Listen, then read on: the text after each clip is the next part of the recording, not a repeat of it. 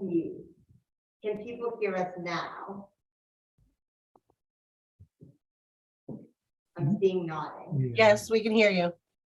Okay, so then I don't have to stay unmuted, because my computer is connected to that. There you go. All right, You did it. we're good. Thank you. Look at you troubleshooting. Thank you. Right? No pressure there. That's why Alana was like, you have to do the first meeting. I was like, okay, I'm today. Okay, I just want to add items to the village consent agenda. Item number 6, authorize the mayor to sign the MS4 municipal compliance certificate. Item 7, authorize treasurer's office to close out trust and agency accounts.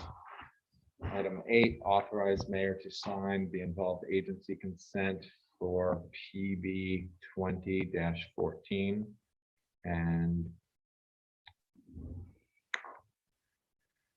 85 North Chestnut Street. Item number 9 to be added, approve the 2020 firefighters records listing for Paltz. And then also to be added to the consent agenda, accept Woo Young Choi's resignation as a part-time parking enforcement officer. And village business consent agenda, add item number 3, budget modifications. And item number 5, a request regarding sidewalk repairs on North Front Street. And item number 8 on the village business agenda relates to the village board hiring a title company to perform a full record search on the property affectionately known as the pit between Village Hall property and west of us. Motion to accept those and But also under the events, there would be youth action team spring fest. okay, let's also add that to the village consent agenda. That's a park use application for Hasbrook. My motion is to accept the agenda as amended. Okay. All in favor? Aye. So to start, we have a accessory dwelling unit law where we opened. Did we open the public hearing at our last meeting, or we're opening it now for the first time? I think- This is the first. Yeah, so I motion that we open, I motion that we open the accessory dwelling unit law. Second. All in favor? Aye. And do we have any public comments?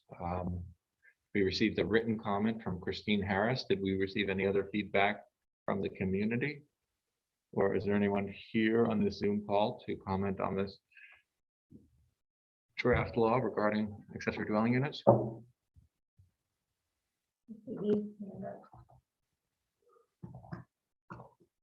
Hi, Eve, do you want to share thoughts? Yes, I strongly support this. You support the proposal?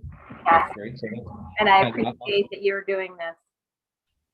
good stuff. So our plan is to be very patient and leave this public hearing open for some time, and we're going to try to seek lots of public comment and potentially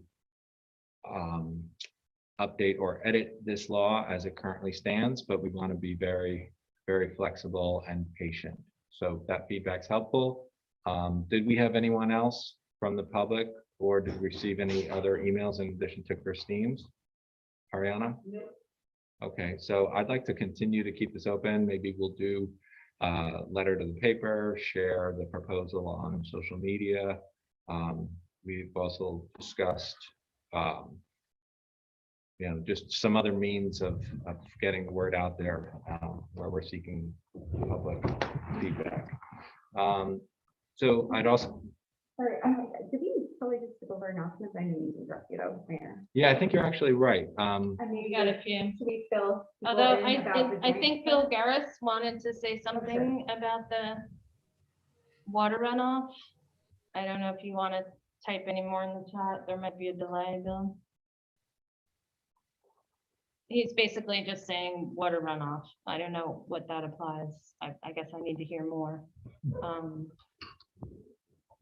Bill Garrett, who lives on North Oakwood, is talking about water runoff. What is Yeah. water runoff? I don't know. It's a comment in the chat. Okay. So go ahead and someone want to handle these announcements? Sure. Geology student honors. Why don't you handle that, Well, Deputy Mayor? so Tim and I were honored enough to thank the students in person yesterday who cleaned out a considerable amount of waste, trash, waste, what do you want to call it, from Millbrook Preserve. So thank you, thank you, thank you. I don't know if any of you are on the call, and I don't remember the exact student group that it was, but it was a lot of geologists. Does it say there on our agenda? I want to say it's yes, geology honor students, and they did a bang up job, and it's always nice to get out into the preserve. Yeah, no, I'd also want to thank Professor Alex Bartholomew and Julie and Tal, both from the Millbrook Preserve Inc. for working with the students and leading this effort. I mean, I hear it over and over again how so many residents regularly use the Millbrook Preserve for little walks or discovered it recently, and it's been kind of the oasis or easy place to go for a stroll that everyone had hoped for.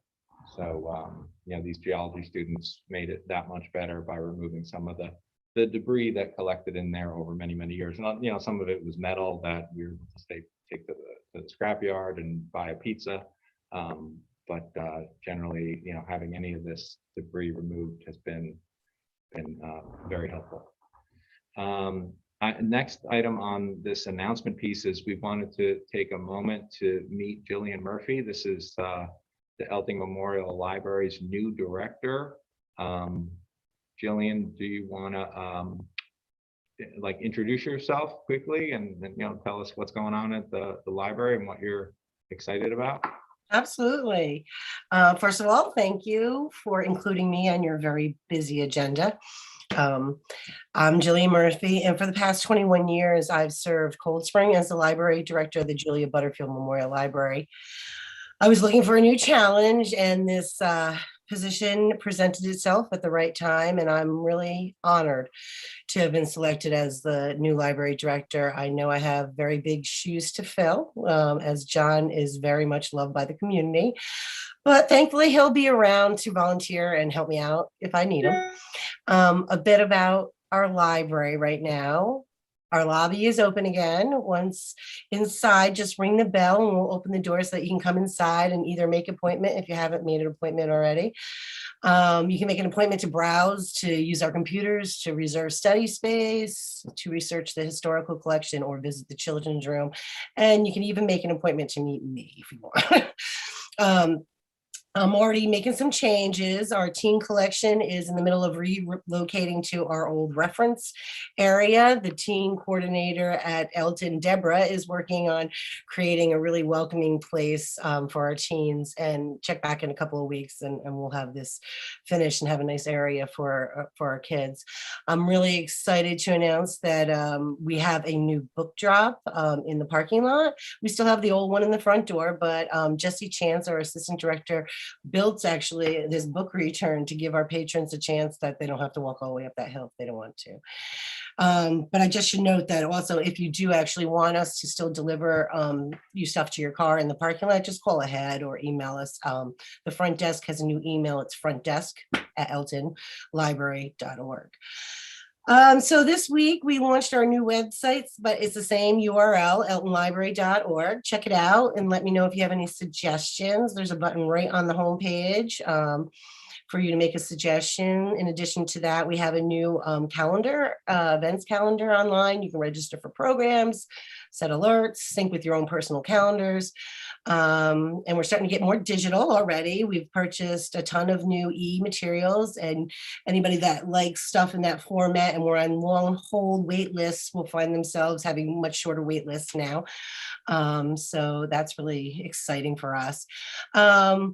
And we actually started in-person programming. Miss Kim, our children's librarian, had hosted a few story hours in the courtyard, and I participated in our first adult in-person book club back in the library. So we're really excited. So check out our website, check out our calendar, and that's pretty much it. I hope I see you at the library. I don't know if I can answer any questions for anybody.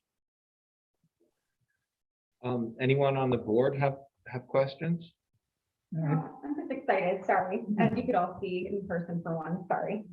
Yes, thank you so much for everything you guys do at the library. Welcome. Yeah. Welcome to our neighborhood. Thank you. Thank you. I'm very excited to be Yeah, here. thanks for coming by.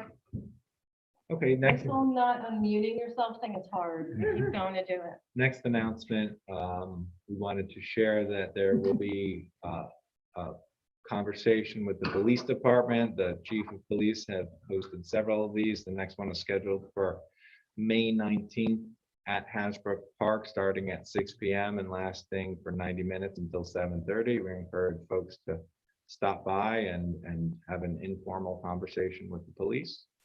KT, you want to give us an update on plans for the regatta? Sorry, everybody, no regatta this year. Actually, John from the library is on our committee too. Speaking of John, we should say thanks, John, and welcome, Julian. Yeah, it's just not going to happen again this year, and we have it scheduled for next year. We're excited about it to do it next year. Jim Tinger, who's also on our committee, has been doing some events. We just feel logistically this one's too heavy a lift this year. We will have, one next year, a 2-year break from the regatta. I believe there's been historical breaks since the beginning, which was in the 1950s, but those of us that are on the committee are very much want to do it next year. It's just not a thing we can do this year given the pandemic and whatnot. So, sorry, the disappointment for everybody, but it's been a tough year. I also wanted to mention that the town is putting on a youth mental health first aid training. You can link to the registration link through our agenda. It's on May 20th from 9 to 2 p.m. And this is for folks that want to do the one-day training and how to talk to teens and provide support for children and adolescents who may be developing mental health or substance abuse problems. This will be done, I believe, by Jim Tinger with help from his folks at the youth center. And we see a lot of need for this right now, so we're really happy the town can put this together. I had an announcement that sort of feedback on community wellness. There's the free Narcan training Friday, May 21st from 1 to 2 p.m. on Zoom. You can find out about that. The town site, Office of Community Wellness in Phoenix runs that. Also, we have on May 22nd at 2 o'clock, tree dedication for Sally Rhodes, whose contributions to our community are numerous, including work with the library here as deputy mayor, village board, and various parts of the Shade Tree Commission as well. She had done a lot of work, and so there's going to be a beautiful tree dedication here at Peace Park on May 22nd. And speaking of trees, I just want to remind the community that the Shade Tree Commission is a great group of volunteers who are here to help the community make decisions about tree cutting. You cannot cut a tree down within 20 feet of your road without first consulting the Shade Tree Commission. That doesn't mean that it's going to be an automatic no. It just means we have experts to come out and take a look at the tree to make sure it doesn't need pruning, or if it does in fact need to come down. But the group includes an arborist and various people who are just really interested in trees and their environmental benefits to reduce flooding, as well as making our community more beautiful. So the Shade Tree Commission is here for our community for consultation. Say the time on May 22nd. Yes, 2 p.m. here at Peace Park. Any other announcements? Just a quick one, that vaccines are still in plentiful supply in the county and now pretty much walk in. I was working at the Kingston site today. You just walk in through the doors. You don't need an appointment and you don't need to pre-register. Just show up, you'll be registered and get your vaccine right then and there. You can check the county site and state sites for locations and hours. Any day now, we're expecting an announcement about vaccinating younger people, 12 years and up. So keep your ears and eyes open for announcements along those lines. So that's not been greenlit yet. We just know it's coming. The CDC approved. It's just Pfizer too, right? Or is it Just more? just Pfizer. Okay. The CDC, EUA approved emergency use. It has to go through the state for their approval and then it goes to. the Okay. insurance company. So there's a couple steps more. The county site is vaccineulster.com.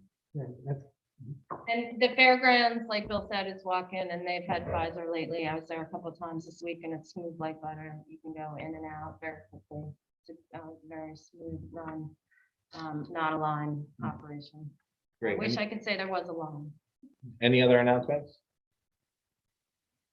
Okay, I motion that we open the public hearing regarding our proposal to update the zoning map. All in favor?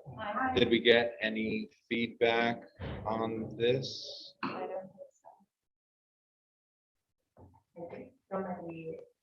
On the B2 and B1, but not on the zoning map. Okay, nobody's here to speak to that. Well, I think actually David Shepler wanted to speak to this, so why don't we have David make his comment now? Okay. Can you hear me? Really well. Great. So my name is David Shepler, and I'd like to make a comment to, as a village resident, 18 Cooper Street, and a neighbor to one particular zoning amendment being considered on Cooper Street. I've looked broadly at the zoning amendments that the board is contemplating, and I applaud the efforts. The board is thinking smartly about the logic of these zones and the need for the right level of density and housing balance across the board.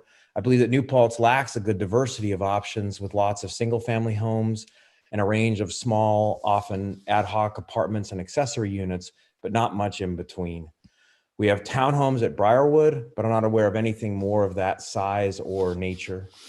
I'd like to offer specific comments now about the proposed zoning change that is closest to me, which are the 3 lots at the bottom of my neighborhood on Cooper Street that immediately abut the Village Arms condominiums. I sat down with virtually every member of the Cooper Street neighborhood, 11 of the 16 total families, and all of the families within sight of the proposed rezoning, including the homeowner immediately adjacent to this area, Rich Eisenberg. Our neighborhood consists of all net zero energy sustainable homes. To a person, everyone agrees that the current R1 zoning of single family homes is too restrictive for these less desirable lots. Now, while there is debate among us on the details of what the townhomes would consist of, they would all like to see more of a townhome concept there, one that can ensure the same energy and sustainability commitments that everyone in our neighborhood has made. Anthony Abbey, who has owned those lots for 16 years now, sitting on them year after year, paying property tax and getting nothing back, will tell you that no one is willing to make the investments necessary to build a home like ours on lots that are so close to Village Arms. So we believe that rezoning to R3 for those 3 immediately abutting lots would allow a townhome concept that would be an ideal transition between the high density of Village Arms and the low density of the rest of the neighborhood uphill on Cooper Street. And it would provide New Paltz more diverse housing stock, a nice middle option between apartments and single family homes. So I urge you to approve the rezoning, including that proposed in my neighborhood. Thank you. I'd like to add a comment, Tim, if you'd allow me, from Jonathan Crystal, who is the newest member of our neighborhood, whose his house is being built at 17 Cooper, which is across the street from mine. And by the way, his house looks out upon the three lots that I'm referring to at the bottom of Cooper Street. He asked that I read this to you. As a close neighbor, and again, this is Jonathan Crystal at 17 Cooper.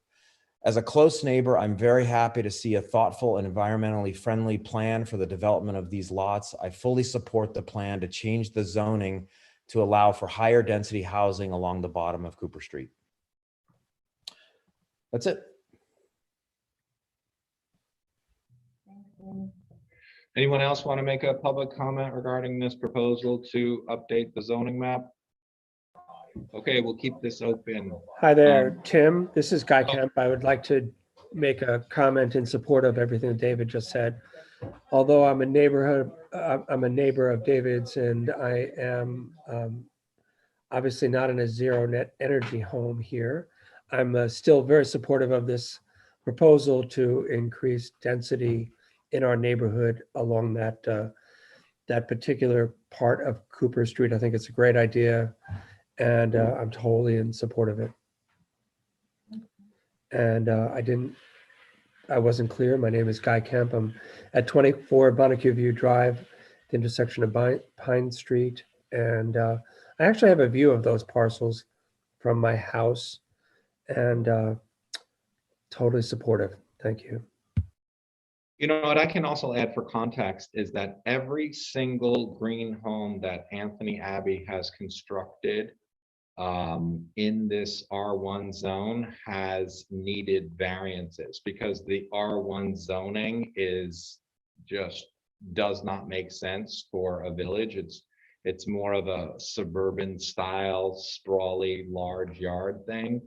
So it's not working currently. So I just want to add that as context. Eve wants to make a comment. Thank you. So I'm Eve Walter. I reside on 5 Taylor Street, also in the same neighborhood. I'm speaking from that. I'm also speaking as a former planning board chair and county legislator. I support, and I've had these conversations with the mayor in the past briefly, but anything we can do to be able to allow for more affordable, smaller houses, I think we need to do. And David will know that I'm urging there to be more units than he's even suggesting potentially, so that they can be lower cost, so that individuals who are, aren't being forced to buy houses that are 300 and more, that actually middle class people can afford to buy houses, and to have a net zero house would be even better. So I would urge as small of, the variances or the allowances for as small a piece of property as possible, or as many units as possible. Similarly, the accessory dwelling units, I think, are terrific. Like, everything we can do to figure out a way to get more affordable housing in New Paltz, I want to say I strongly support. Thanks. Thank you, Eve. Thanks, Steve. Thank you.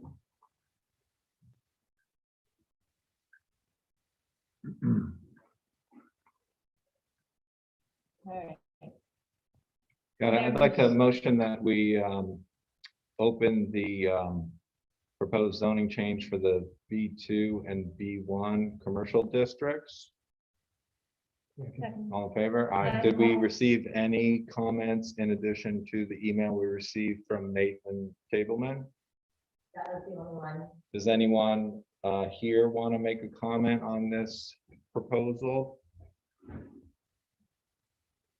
Same idea. We'd like to be very patient and leave this proposal open for some time. So same idea. We'll try to share publicly via letters to the paper and post on social media that this proposal is being considered, and we'll be seeking feedback. So let's keep this public hearing open and just move on to our next item, which is just public comments generally. I just have a quick question about those. Do we need to send those to planning board? Do they fall into that category? Absolutely. So have we done that? Should we do that? I don't know the timing of that, but yeah, the planning board will have to review any sort of change to zoning. So you Um, want to put that on your yeah. to-do to make sure? Thank you. So KT, do you want to handle the public Sure. comments that They have all been listed seem here? to be about our Ulster County Industrial Development Agency. Is that what the A is? We're asking for a hard stop moratorium on granting pilots, and we had several people who submitted comments. Sarah, do you want to say yours, or do you want me to just characterize yours? I think you're the only one in the room. Hi, here I am. Hello. Well, I submitted some comments in writing. I'm happy to make some additional comments if you would like, whatever. I'm not There sure you are. We exactly. can't what hear you though. process. Oops. Well, I'm unmuted. Can you hear me? Oh, no. You can't hear me? We can hear her fine on Zoom. You can hear her. Okay, well, some people can hear me. I mean, I can sort of paraphrase my written comments. Oh, there we are. There you go, Sarah. Now we can. Oh, okay. So yeah, I submitted some written comments, and I'm happy to sort of paraphrase them Thank you. if you'd like, or let them stand, whatever you think is best. I'll just, I'm gonna paraphrase the other one, so if you just want it, yours is pretty short. If you want to read it or paraphrase it, it's your call. Well, I don't even have it right in front of me, but I will say, just in addition, if somebody wants to read it, that it just strikes me as very strange that this agency that is spending enormous amounts of our money has virtually no oversight and no accountability to anyone. If you complain about the IDA, you get in this maze of, it's not our responsibility, it's not our responsibility. And the last IDA meeting I went to, which was about the pilot request from Romeo Kia to move their car dealership from one part of Kingston to another, and asking for over $1 million in tax breaks for that. James Malcolm was, I wouldn't say aggressive, but certainly combative with the public who showed up to make comments about it. And when I tried to express my dismay with the fact that he was so dismissive of public comment, I literally got nowhere. It was like, it's a legislative problem. It's not our responsibility. This board is out of control, and they need oversight. They need to be reined in. And I am very, very much in favor of curtailing their authority, especially given that they are doling out tax breaks to projects that are exploding gentrification all over the county. So I'll leave it there. Sarah, thank you for your comments, and thank you. If anyone wants to see them, they're linked on our agenda. Thank you for paying attention and for coming tonight. We also have a comment from Augusta Yearwood. Local business owner, pilots are not good for our community. I was on the town planning board from 2011 to 2017 and fighting blood-sucking pilots that had only money and never community impact in mind was a major obstacle to doing the work of good planning. I own 2 businesses in New Paltz and stand firmly against unfair pilots, which hurt not only individuals, the community at large, but small businesses as well. The housing crisis in the Hudson Valley is an emergency, and our regulatory boards need to act with people's interests in mind, not those of developers and corporations. The village board resolution is inspiring. It does so much to try to bring back, as it mentioned, a people-centered view of planning in our economy. The only way forward is to bring these unfair tax practices to light and then to abolish them. We also have a comment from Bianca Tennis and Chris Tennis. We are writing in support of the resolution requesting a moratorium on UCIDA pilots. Impacted communities must have a voice in these decisions, as they are directly and negatively impacted by such agreements. Until there is transparency in this process and until impacted taxing entities are included in decision-making, the IDA must refrain from granting pilots. We also got one from Gerald Bark. We need to take a wider view. The pilot programs are far too susceptible to pressure on local governments. And then I'll just characterize the rest. It's basically this is not something we should be doing right now, given the housing crisis and everything that's happening in our county. So thanks everybody for writing in on that. We'll come back to that in a couple of minutes. It will appear on our agenda. That's our regular agenda at some point soon. And I would just like to add, so, you know, KT, thanks for leading the effort in drafting this resolution, and we shared it publicly, and we reached out to some folks to see if they wanted to mention that they supported our village board passing this resolution. I just informally ran into George Seafree, from the construction firm Seakill, who is also a developer. He said he wholeheartedly supported this resolution, and coincidentally spoke with Teresa Thompson, co-owner of the bistro and a school board member. She said she, in addition, wholeheartedly supported this resolution. So, you know, without going too crazy lobbying, you know, looking for folks in our community who generally pay attention to these things, you know, it was pretty easy to find folks who were very supportive of this memorializing resolution. Okay, so we don't have any other public comment, or is there anyone who wants to make a public comment on any other topic in the world right now? Skate gardens, COVID vaccines, anything that folks feel strongly about? This is two of my favorite topics. I feel like there were people in the chat that wanted to make public comment. Yeah, Dina may have been interested in, we received an email from Dina Du Bois, who owns a property on Huguenot Street. She wanted to comment on the concept of whether or not to add lighting to the municipal parking lot at the entryway to the Gardens for Nutrition and the wastewater treatment plants. So, you know, that's just a germ of an idea right now. And I imagine if we get lucky enough to improve that property and include lighting, you know, it would probably be a situation where the lighting would be on dim, and then it would be a motion detection type light that would only become brighter when there is motion, similar to the street lights that the college uses, you know, to protect and maintain dark skies. Okay, any other comments before we jump into our agenda? I know we have two people who say in the YouTube they want to speak, but want to speak like out loud. And I'm having a hard time sounding my mouth.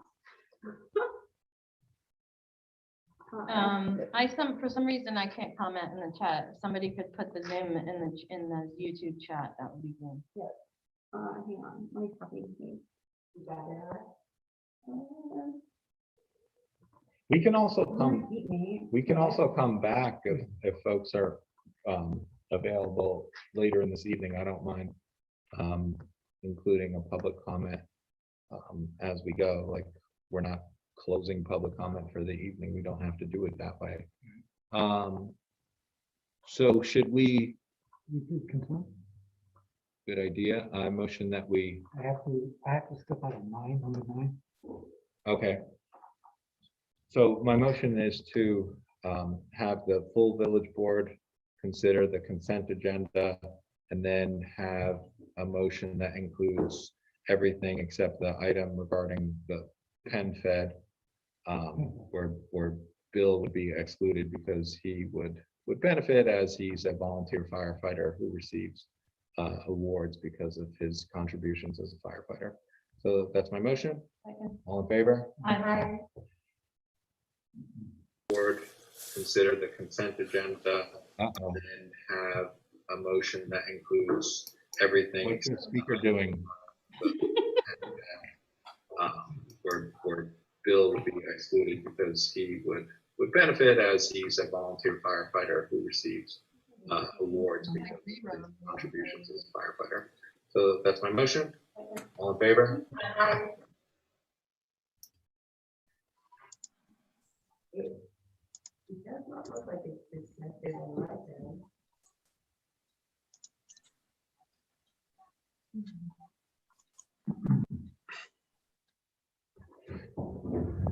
Okay.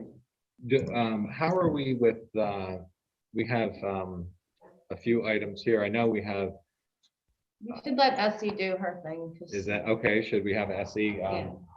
provide us with the police reform update? Good evening, everyone. I was really pleased to see equity and justice and police reform still on your agenda, as were the rest of the committee. And we have committed to continued, I guess, kind of on a consultant basis as you need us to be. And as of now, Jennifer Berry is working with the town board to identify members to be on the police committee, appropriate members. She is, I guess, receiving and reviewing the resumes as they come. I am working with Rob on the discipline matrix. And so those are just two of the things that we are doing currently, and we are here to be called on. Diana Armistead, Albert Cook, Jennifer Berry, and myself have all agreed to continue to be available as the boards need us to be. So we are very pleased to see that it's still an agenda item and hope that it will continue to be, and we're here to work with you on that effort. So thank you for hearing from us. Thank you so much. Thank you, Essie. Do we want to do our check-in with Eve, our county legislator? What? I don't, you want to go Eve now or you want to go after housing? No, I'm happy to go now.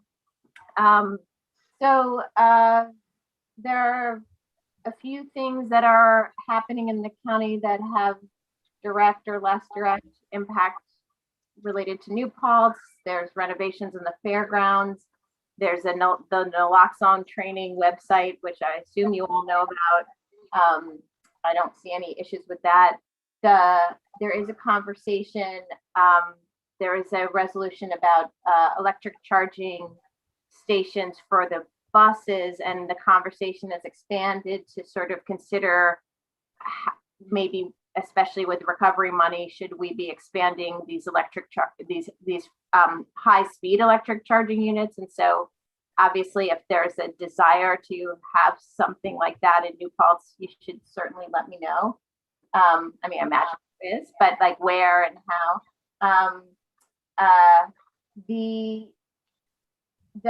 I'll just say two more things so that you can move on to your agenda. So, we are at this time trying to come up with proposals for spending the recovery money to the county. And so if you have thoughts, this is the time to let me know.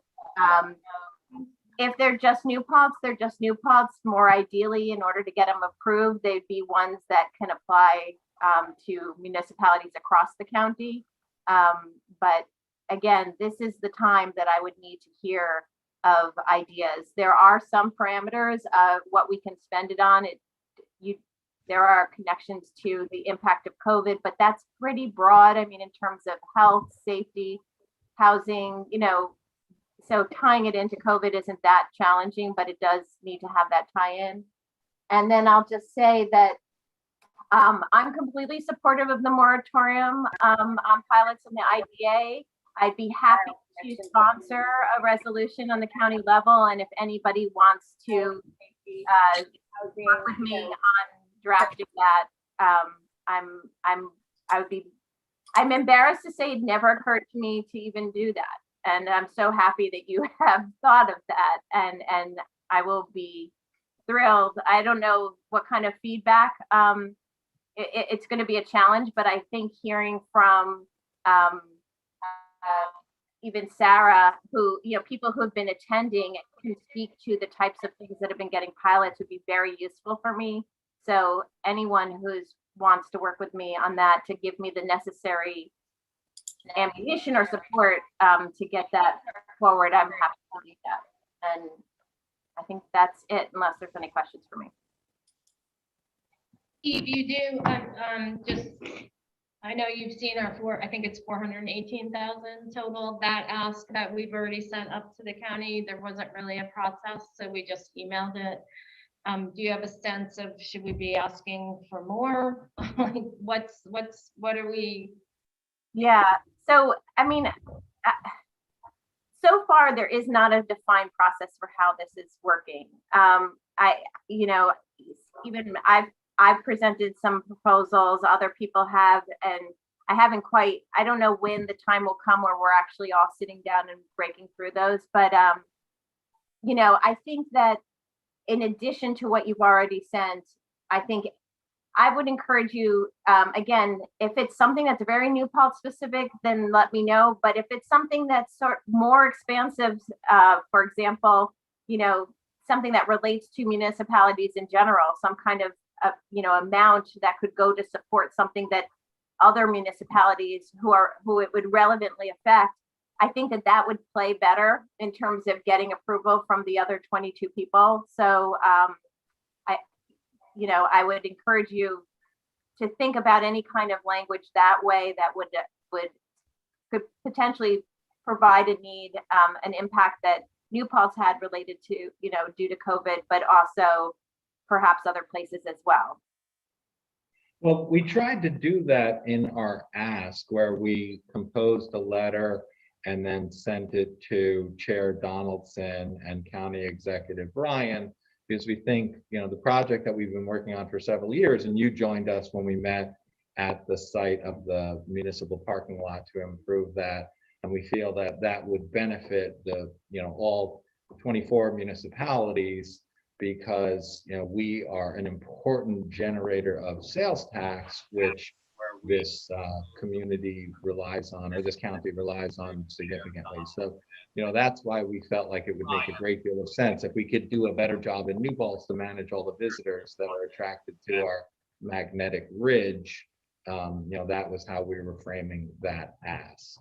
Right. I just would encourage you that if it's related to using the recovery money, it has to, the tie-in needs to be made that this past year and a half has created a setback that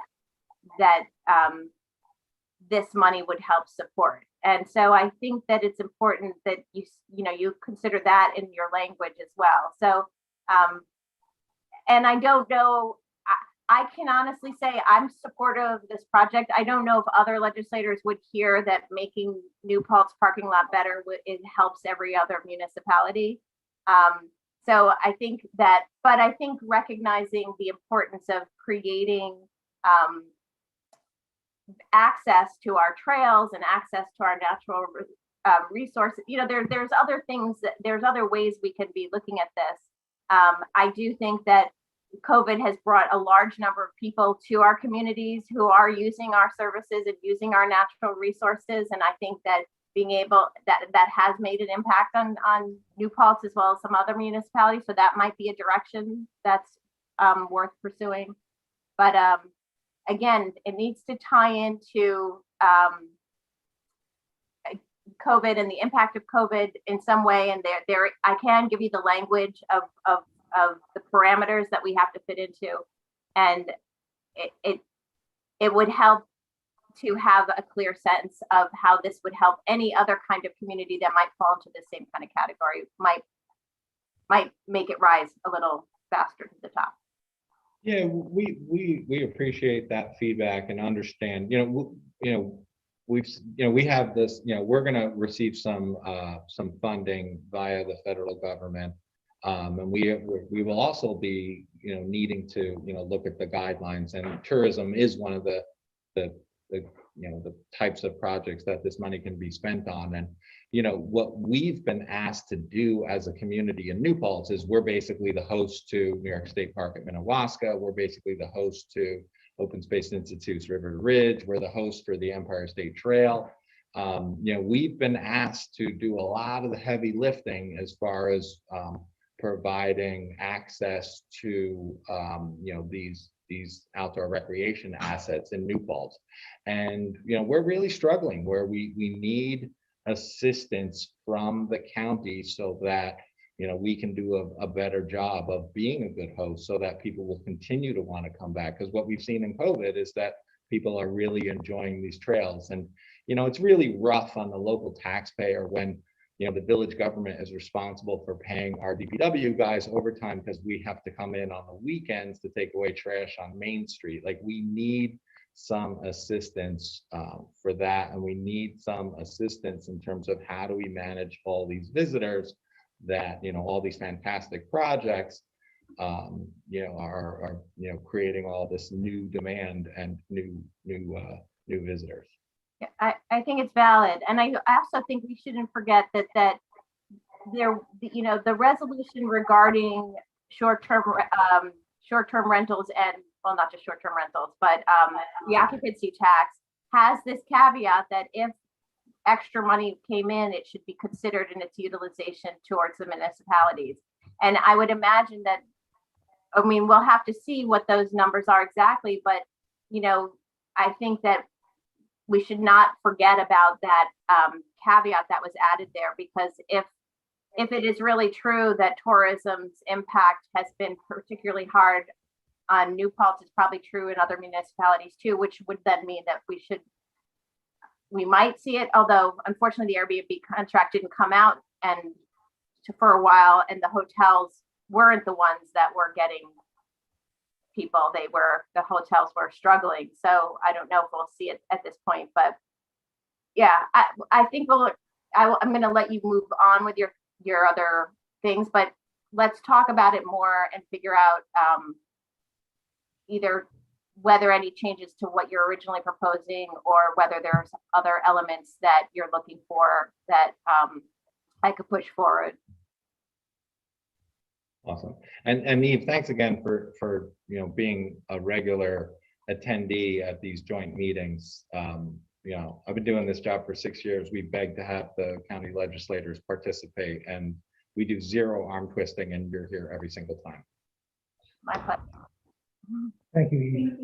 I think it's noteworthy, given our agenda too, that in the comptroller's survey of, which was not representative, it was just something she put out on social, but overwhelmingly, the responses is that this money should be, the top priority should be affordable housing.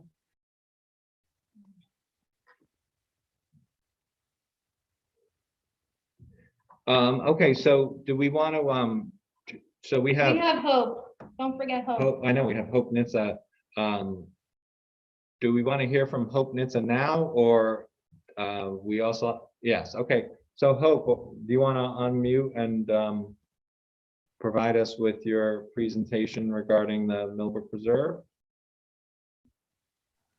Okay, can you hear me? We can. Okay, and you can see my screen, my presentation? Mm-hmm. Your dad. Okay. So I'm Hope, and I go to New Paltz High School. I'm a senior, and I took part in the science research program, which is a 3-year program that starts when you're a sophomore, and you get to pick a topic of study, any scientific topic that you want, and you design and follow through with an experiment. So my teacher for that is Mr. Severin, and my mentors were Dr. Neil Battez and Martha Cho. And I studied the effect of land development on stream ecosystem health in the Millbrook Preserve. So the Millbrook is 134 acres, jointly owned by the village and town, and managed by the Millbrook Preserve. And it was created to conserve biodiversity and provide recreation and educational opportunities. And its tributary is actually one of the last undeveloped areas in New Paltz. And within the Millbrook, I decided to study land development. which has been, I chose it because its impacts on stream ecosystem health have been seen to grow in severity and expansiveness. And to indicate stream ecosystem health, I used macroinvertebrates.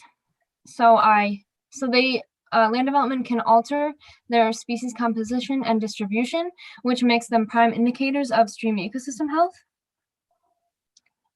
And I hypothesize that there is a negative correlation between the percent of developed land in the watersheds of the Millbrook and their correlating stream ecosystem health. And so this is a map of the Millbrook Preserve. The black line is the Millbrook Preserve's watershed, the entire watershed, which is notably bigger than the Millbrook Preserve itself.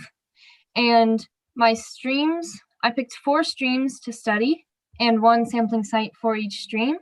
And then the watershed, the Millbrook watershed is comprised of the smaller watersheds of each stream, and streams 1, 2, and 3 all flow into stream 4. So for my methodology, I went to each site, and first I conducted a physical survey for roughly 200 feet of the sampling site. So looked at things like sediment deposition, bank stability, and I rated them. And then I took a sample of the area, like I put that big net there, and I shuffled my fee and got, I pretty much got a jar of like stream material from each site. And then I sorted through that site and identified, I randomly identified 100 macroinvertebrates from each sample, and I identified to the order.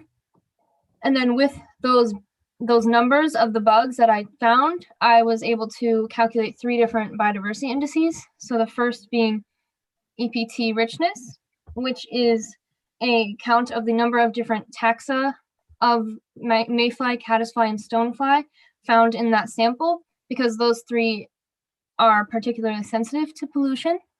And then also percent model affinity, which is a comparison of the percent composition of the taxa of the sample found to that of a model community established by the DEC, which is for an unimpacted stream. Then the last one is the biotic index, which takes into account pollution tolerance values specifically assigned to each major group and the density of organisms found in each major group. And then generally, the more pollution intolerant organisms are found, the less impacted the stream. So then that each biodiversity indices would give me a number, and that number is a score of how impacted the stream is. So it would pretty much give me an indication of non-impacted stream to severely impacted.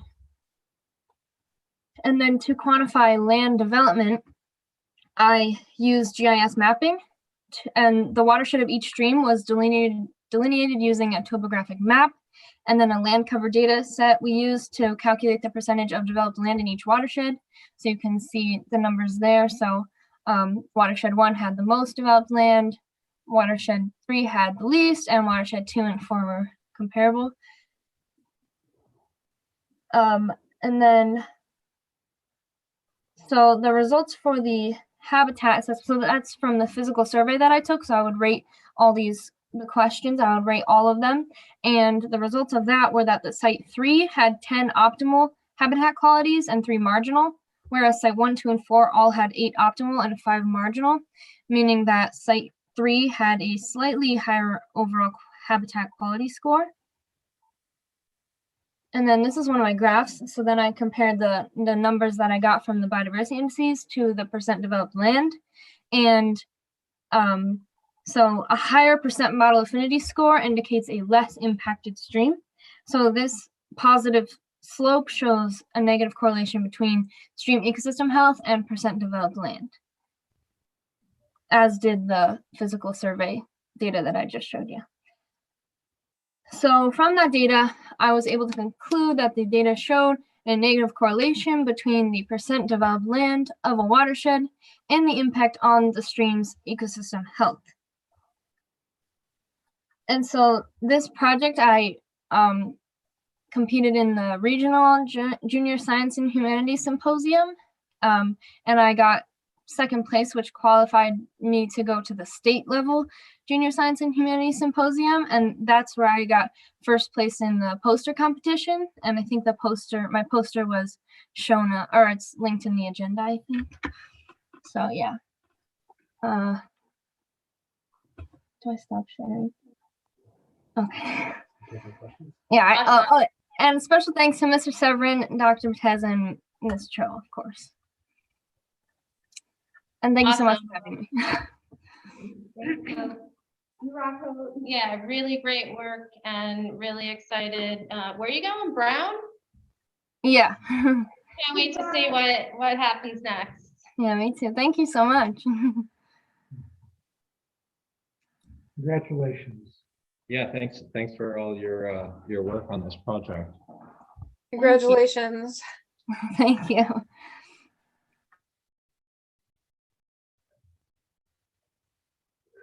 And we can share the poster that is in our agenda on our village website and village social media. So we'll share more broadly the work we put into this. So next up, Evelyn Wright from the Office of the County Exec is here. She's gonna go over the county's housing action plan. Welcome, Evelyn. Thanks, Tim. Thanks, everyone, for inviting me. I'm really glad to be with you tonight. I just wanted to mention before getting into the housing stuff, we do have a process for receiving public comment about the American Rescue Plan funds. So the legislature and the county executive jointly set up a task force, which I'm one of the members of. We had our first meeting, organizational meeting, week before last, but we will be setting up a forum for public comment and some public hearings. So look for news coming out about that shortly. The legislators are also all passing comments from their constituents to the legislative representatives on the task force. So I'm sure your submission and any of your comments will get through that way, but we'll be making a big push for public input in the second half of May and into the beginning of June. So that will be coming very soon. So let me try to share my screen. I was really delighted to hear the comments earlier in favor of the zoning changes and all the work that you all are doing on trying to increase the housing supply. That's really very heartening to hear. Oh, I think I have to start the presentation first. Hang on. Getting Zoom and PowerPoint happy with each other.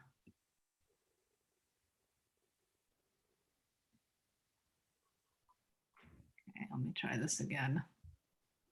It's different on my my work machine and my home machine. All right, can folks see my screen? Yeah. Okay, excellent.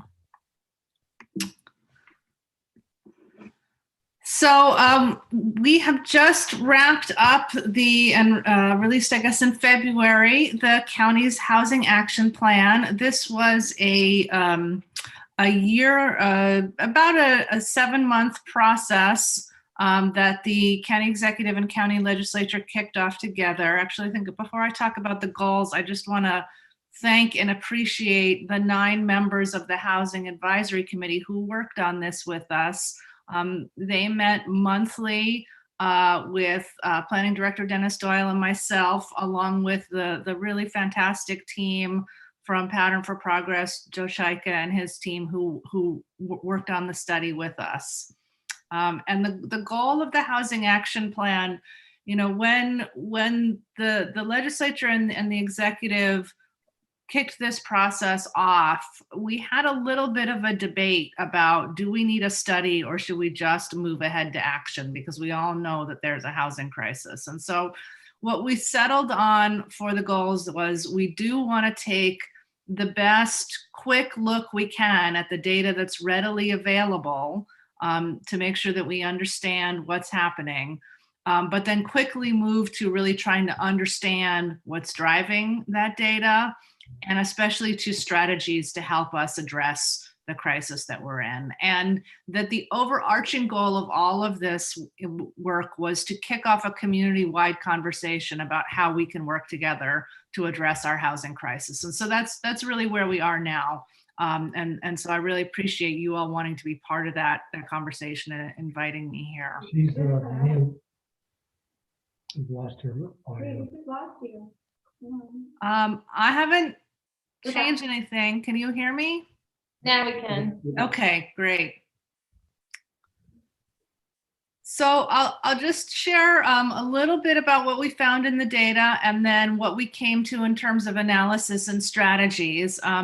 First thing you can see in the data, and we'll see, you know, how this has changed with the next census counts as they come out. But clearly over the last couple of decades, our population has been aging. I'm sure that's not a surprise to anyone, but it has an impact on our housing situation in that we have a lot of aging folks in our community who really want to remain in their communities, but not necessarily in the homes that they're in right now. They may want a home that's smaller, that is more accessible, that is in more of a walkable neighborhood. And as long as they can't find housing that suits them, the home they're in now is also locked up and off the market when it might be more appropriate for, say, a young family who's starting out. So one key piece in the puzzle of our housing situation is really to address that senior housing need. When we look across Ulster County's population as a whole, we see that over the sort of 8 years of the so-called recovery from the Great Recession, so pre-COVID, we had stagnant or declining incomes, except at the very high end of our income scale. And I'll show you some data on that. So we've got stagnant incomes, and meanwhile, housing prices and rents just continued to rise. And so we reached the point by 2018 where nearly 1/3 of homeowners and more than half of renters were living in homes that were not affordable for them. And of course, COVID has only exacerbated this. So I know there's a lot of numbers on this slide. This is the most number heavy one I'll show you, but it's so important. I'll walk you through it.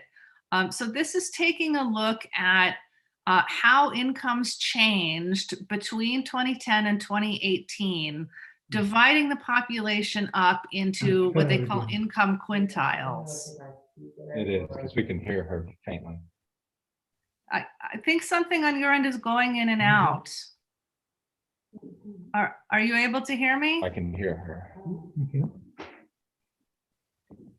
It's our connection. How about now? No, is it getting better? 1 second, Evelyn, we're trying to fix this. Okay, somebody give me a wave when you can hear me again.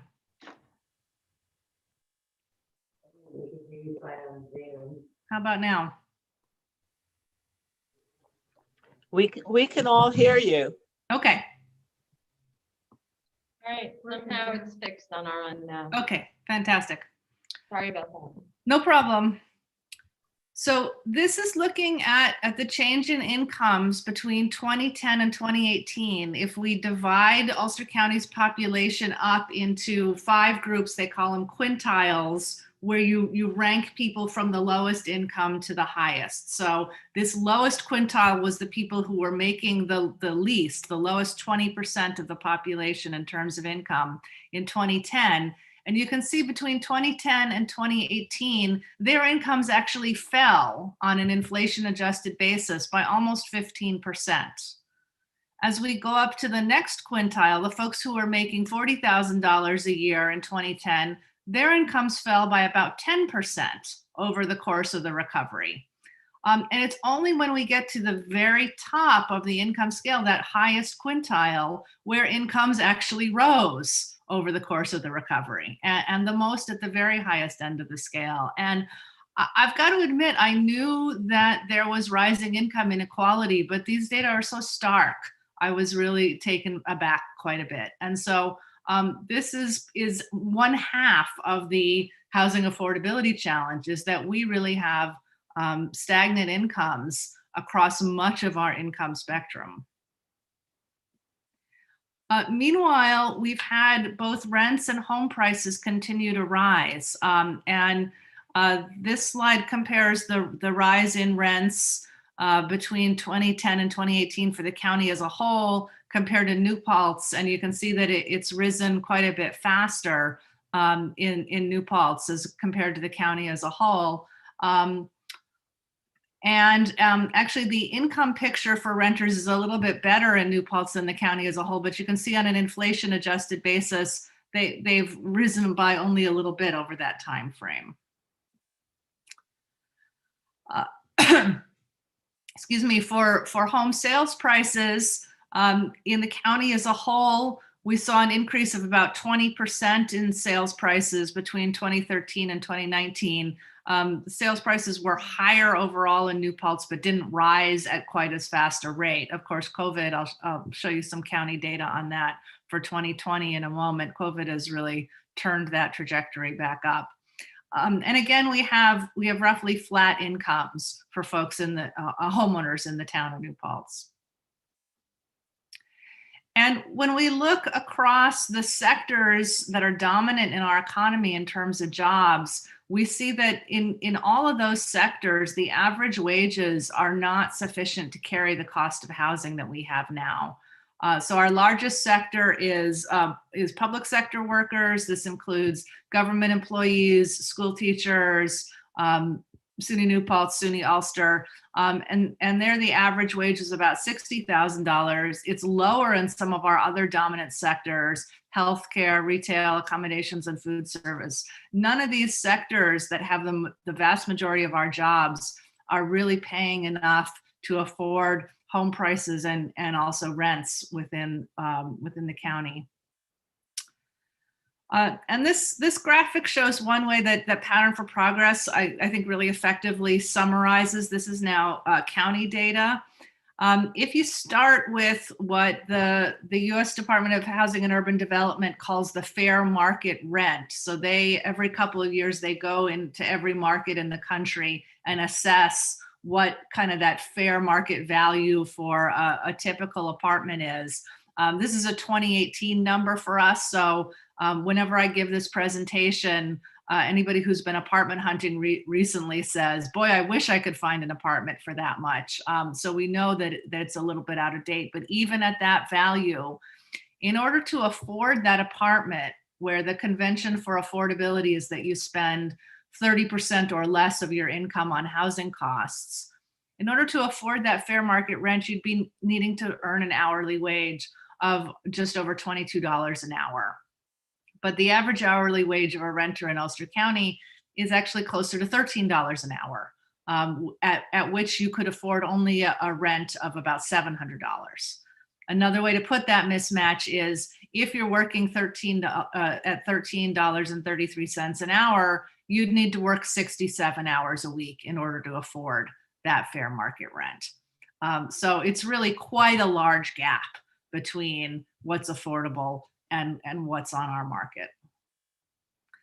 And these challenges vary dramatically across the county. And so I'll give you the link for the Housing Action Plan at the end of the presentation. And there's a data appendix for every municipality in the county in there. So you can take a look at the New Paltz specific data. But this is a graphic I've been using to demonstrate just how the challenges vary across the county.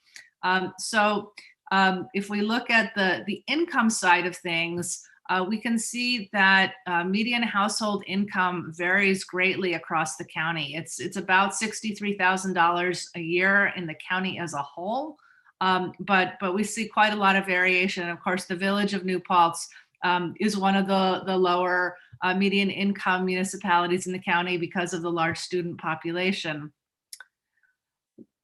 When we go and look at the percentage of households that are severely cost burdened, do I see somebody waving? I'm sorry.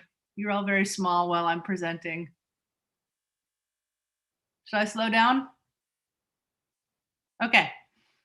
Yeah. we look at the percentage of households that are severely cross-burdened across the county, we can see where severely cost burden means you're spending more than 50% of your monthly income on housing costs, at which point a household is very, very vulnerable to any kind of unexpected medical expense or car repair or really any kind of anything that's outside the budget. So we can see that varies a great deal across the county, and the two municipalities with the highest rate of homes that households that are severely cost burdened are the village of New Paltz and the town of Gardner. So in the village of New Paltz, it's largely driven by low incomes along with housing costs, but Gardner is actually one of the highest income communities in the county. And so there it's driven more intensely by housing costs than it is by incomes alone. So I say this just to illustrate that although the crisis exists throughout the county, the details are different in every municipality. And so it's really important to develop municipally customized solutions to the challenges. Hey, Evelyn, can you hear me? Yeah. Okay, so KT started to interject an important point because it's regularly cited that one of the reasons that we have lower MHI, for instance, is because of the college. But if you actually look at the census tract data, because we have 3 different census tracts, so the census tract that is north of Main Street that excludes the SUNY dorms, where the average age is 34.3 years old, the MHI there is actually lower than it is in the census tract that is south of Main Street. Interesting. And we've taken a look. I mean, it's hard to get at it directly, but there's many, many single parents. If you look at the census data that are low income households that are struggling, we just always try to debunk the myth that, you know, we have this artificially low median income because of the students. It's just not a fair characterization. We have people all over the age spectrum here, many of which who are cost burdened. It's not just about young people and students. And just for reference, that's census tract 9534 in line to look it up. That's the one that's north of Main Street. Well, thank you. I'll consider myself debunked. I won't say that anymore. And yeah, that's why the tenant landlord relations council and I are working on like a what's your rent burden survey, which I'm excited about.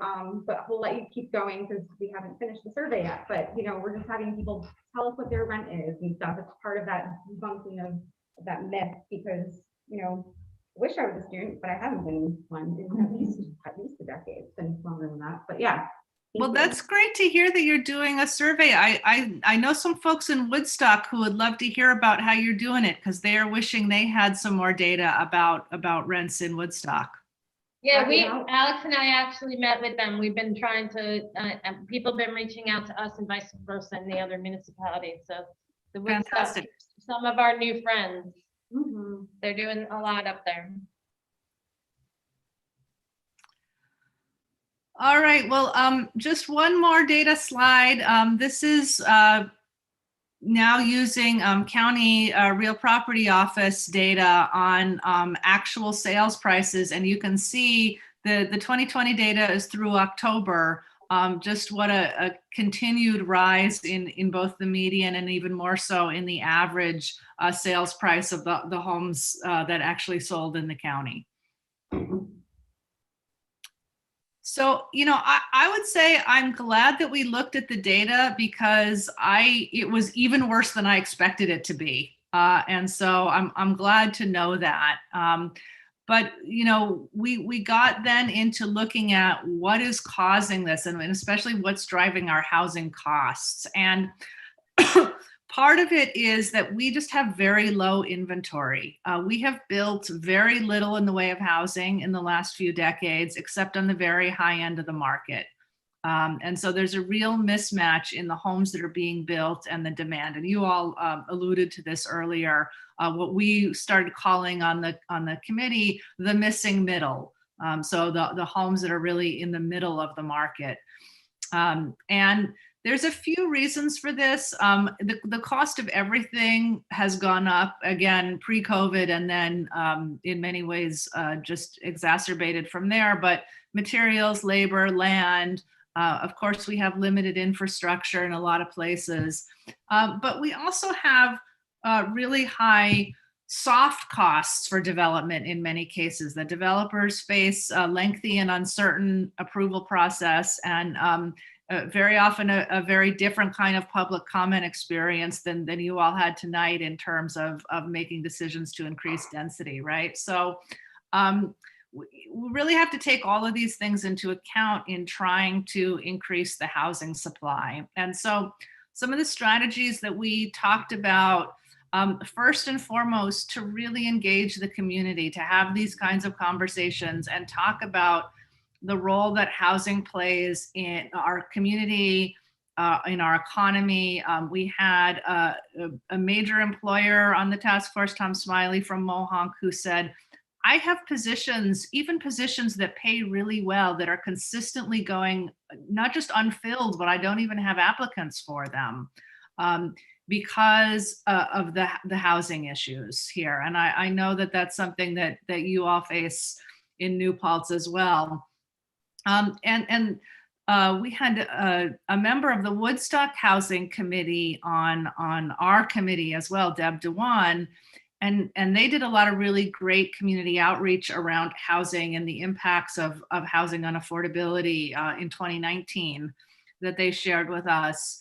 And one of the things that they heard from family, from the firehouse, all across the community, organizations that rely on volunteers saying we're having a hard time getting volunteers because the folks who used to volunteer for us are now working multiple jobs, or they've moved out of town to someplace cheaper. And so it's really, it is a moral issue in terms of caring about what happens to our individual neighbors, but it's also really a matter of the health of our communities. And I think that's something we really need to talk about very clearly.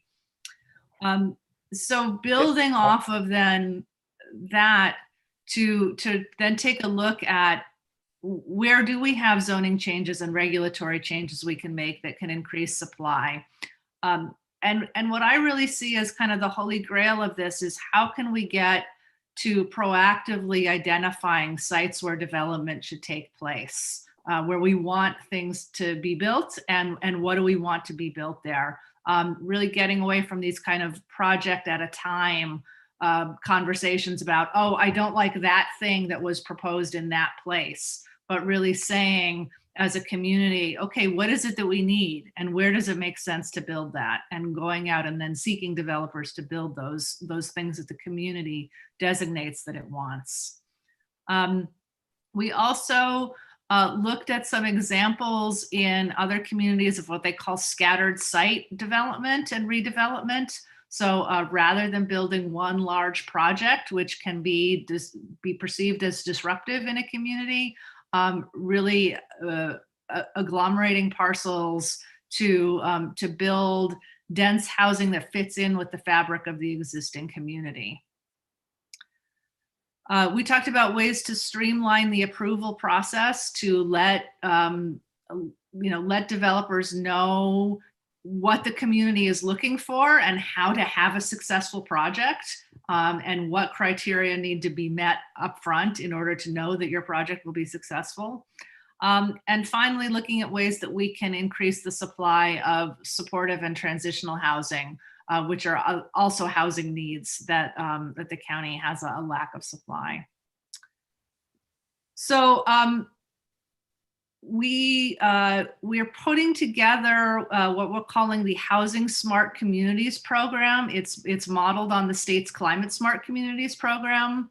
So it's a similar kind of process where we have a menu of actions that go through many of those strategies that I just laid out, looking at short-term rental regulation, looking at zoning changes, issuing municipal term sheets on how to get through the development process, doing community education. So we'll be putting out supporting materials for each of those potential measures that communities may want to take, and offering support for communities to work through that. We're also, one of the keystone actions in that program is creating a municipal housing action plan. So really looking at what are the specific needs in the community, what are our barriers to development, and how can we get to that point of looking at proactively, where do we want to build and where do we want to preserve open space or agricultural land, and let's figure out then how proactively to increase our housing supply. Having designated those sites, release requests for proposals to seek developers, but above all, really step into that leadership role, engage residents and business and community leaders on how urgent this is. And really, we need to put together a really broad coalition of folks to tackle this. I won't talk through all of this, but it's in the plan. I just want to give you the link to the plan itself, along with all the data appendices are up on the planning department's website. So thanks very much. I'll be happy to hear your thoughts. Thanks, Evelyn. I wanted to, recognize that I definitely appreciate that you highlighted the volunteer aspect that's so important. We've seen that many times where we really need people to volunteer. Without folks participating, then we don't have we don't have the community that we would normally expect to have or hope to have. I also wanted to get your take on an affordability concern, because I think something that we should be thinking about is the cost of transportation, and I'm a big proponent of not just trying to address this housing affordability issue by adding supply, but by strategically adding supply where it's in a dense corridor or where it's near amenities or resources where people want to live. Because if we can empower people so that they're using vehicles less or potentially not at all, that could be a great driver in terms of helping with affordability. So I feel like whenever we're talking about adding supply, if we could bake in that transportation concern, that would make a great deal of sense. Yeah, absolutely agree. Anyone else from our board or the public have questions? Yeah, I know Evelyn? there's a lot of folks. I mean, feel free to jump in and ask questions, make comments, whatever. That's what we're here for. So the question for Evelyn, with COVID and the housing, what's happened to our numbers in the real estate market, and the impact of tourism on this community.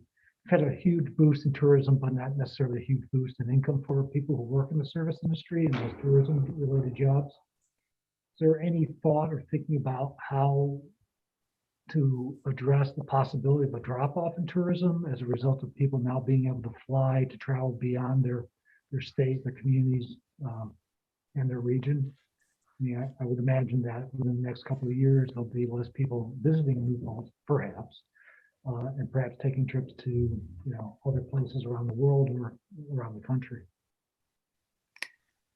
Yeah, we certainly saw a drop off in the past year, and I think everybody is kind of anxiously waiting to see what this year's season is going to bring. I know we had a little bit of an uptick in the fall last year towards the end of the season, but actually I was just on a tourism advisory board meeting this afternoon. So our tourism department has been working closely with the tourism advisory board and really continually pivoting our messaging and where we where we do targeted advertising around visiting Ulster County. So much of our visitation, and especially last year, came from folks who were within driving distance. And of course, that segment of tourism picked up last year, at least in the late summer and fall, as people were flying less.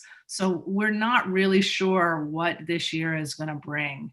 And the local tourism industry, and I think this is probably true everywhere in the country, is really struggling with staffing challenges right now. And that was one of the things they wanted to speak to us about today, in addition to long-term, how the housing challenges affect them. So yeah, it's a complex picture, and we're not sure what this year is going to bring. Evelyn, if I can it's Dennis Doyle, if I can just quickly. Yeah, please. Some of the market work that we've seen done, particularly with respect to the hotel proposals that we've been looking at and talking to the hotel developers, longer term, they're expecting that the tourism market in Ulster County will grow, mainly because of the fact that people, as they get older, don't like to fly as much. And I think what we're looking at with respect to COVID is going to exacerbate those trends. So if people think that somehow that the tourism dollar is going to disappear from the county, all the market forces suggest that it's going the other way.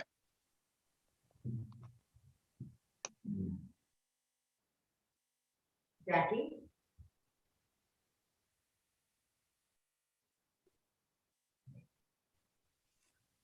Did you call on me?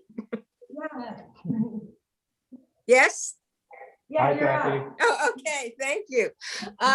Evelyn, I just want to say that the Housing Committee of UACT has looked very closely at the Ulster County Housing Action Plan, and we were very impressed by it. And it's kind of like our little Bible right now about looking at how not only Ulster County, but New Paltz can develop affordable and low-income housing.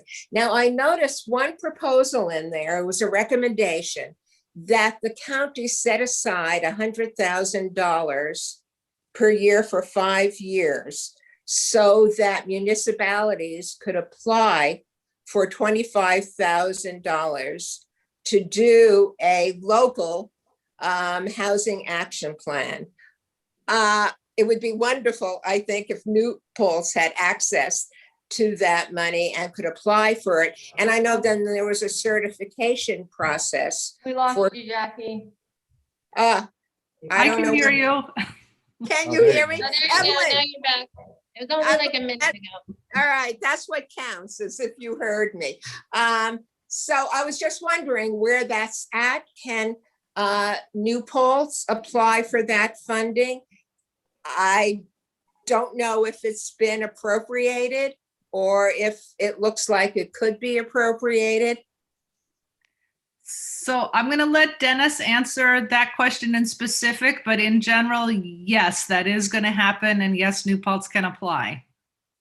Dennis, you want to give any more specifics? I know you're working on identifying the technical support for that. Yeah, I think one of the things I think we want to do is the Transportation Council does a number of studies, and rather than sort of giving the money to the municipality, I think what we're looking at trying to do is saying that we will work with a technical advisory committee from the municipality and have the county work through the contractual work and to produce the plan at that level for the community's consideration or an adoption. And we've done this repeatedly at the municipality level for the Transportation Council. So what we want to try to do is make sure we have some standards with respect to what has to be in these plans so that we don't end up with a number of different plans in a number of different places. And we're trying to set those standards up. And we also think there's some economies of scale to do it that way as well. That doesn't mean that this is a top-down plan. We absolutely want at the end of this process, and we've done this at the Transportation Council level, at the end of this process, it's your plan. And it's your plan through the process. It's just that we think it's somewhat better for us to run through that process at the local level. So it would almost be like a plan, like a linkage study through the county, and we would have some expectations of what we want in the plan. do you have any idea about the timetable of when that's going to happen? Well, I think the good news is the county has a significant amount of dollars that it's getting with respect to the American Recovery Plan. So that's the good news. The second good news is that the survey work that's been done by our controller suggests that that money should be used for housing. So hopefully it's not all on an infrastructure basis. It also includes the necessary work to actually plan for housing. One of the things I would say, and I think this is a critical component. For me, it's the example I would give you is it's not so much we're going to sit back and wait for applications to come in and hope we get the right applications for the right affordable housing. It's almost and we've touched on this with the identification of the areas. It's an affirmative program by the community to actually reach out and ask for affordable housing rather than to react with respect to where that affordable housing is actually proposed for the community. I would say that I was absolutely heartened to watch the comments tonight with respect to the work adjacent to the apartment complex on Route 32, and to see the community and adjoining neighbors stand up. And it's those kinds of things where you identify these underutilized properties that have opportunities for housing. I think that is absolutely what you'd want to see and want to do. Thank you. And I certainly hope that our town and village will be proactive in that respect. So thank you very much. Thank you for that question, Jackie. That was on my list too. I really think that we need resources and technical assistance from the county in order to actually make it happen. I think that we're going to get the people power from folks like the UAC volunteers and whatnot, but we really need that extra technical assistance. And I also like what you said, Dennis, about coordinating it and standardizing it and doing it across the municipalities. So thanks, Dennis. So Tom was next, and then after Tom, Susan, we're going to throw some raised hands. Well, I guess I'll tag on what KT just said. Yes, there are, I think, 7 or 8 UACT members here tonight. We've been looking at very closely at the Ulster County Housing Action Plan. And we want to thank Evelyn so much. I think this is my 3rd time seeing your presentation. And Evelyn, I walk away feeling each time that your most important advice is that a community have a vision and a plan for what it wants, rather than waiting for developers to drop something on our doorstep and react to it. Now, we don't have time, obviously, for an elongated master plan process here, but we do have the opportunity to take advantage of the energy of our community and I hope of our leaders also to lead in a community discussion.